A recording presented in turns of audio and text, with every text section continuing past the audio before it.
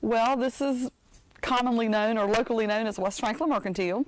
We kind of happened by accident. We owned the Exchange Milling in Rocky Mount down below the Hub restaurant. We lost that mill to a fire in 2015. Wow, It was a complete total loss.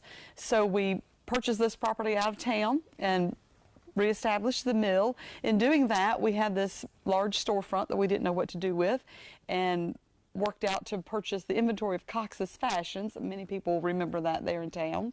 And we bought their inventory, and we've tweaked it and added and deleted and dropped and just kind of revamped it to what we wanted it to be and showcase. And so we're approaching 10 years in March. Wow, that's awesome. Yeah. Kind of talk, you talked about, we discussed the fire before. How difficult was as a business owner to get over that? That's a big hurdle. We are still getting over that, actually. Still, wow. Still getting over that. It's a massive. It's immense, and in some ways it was easier by it being a total loss. We had nothing to negotiate. We just knew we had to start over, and that was really the only decision we had to make right away was, are we going to start over? Right. After that, it was just the normal business decisions, but it's huge. Right. It was huge. Well, that's something like you and your husband like, hey, let's forget it, and no, let's get back at it. It had to be a big morale buster. It was a big challenge. Probably we would have just said we're done had it not been for the children. They wanted to just continue on with it. We have 3 of our 5 children that work for us here. Awesome. And so they were kind of, in fact, our oldest son offered to quit his job and come on back to help us, but we said, no, you need to stay where you are because we don't even know where this is going. We don't even have a right, but yeah, if it hadn't been for the children that to rally around us and the community at large, I mean, the whole entire Franklin County and beyond was just like, oh my goodness, we hate to see this go.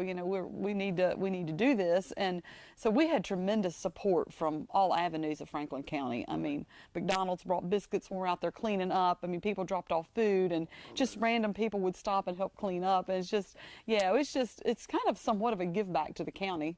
Right. We lost a big landmark, that big feed mill there in town, and so yeah, it's been huge, but we're still getting there. The first 5 years, I don't even remember hardly. It was just so intense. Good blur. Yeah. I understand that a little. No fire, thank the Lord. I've never been in. Right. Fire. I wouldn't wish it on anybody. Nobody. Well, we just had a tire shop at home burned down. Okay. And he experienced it, and he's talking about just how tough it was. Right. But you've got farmers, you've got people coming by getting feed and seed. And boy, I bet you they were just pulling in and thinking, come on, get this thing going. Well, they were, and fortunately, we had our location that housed our bulk fertilizer. It is out on 640, and so we still have that location there. So we worked from there. We moved the temporary office there for me. Bruce stayed at the old location in the shop that was there to work with insurance agents and all kinds of people.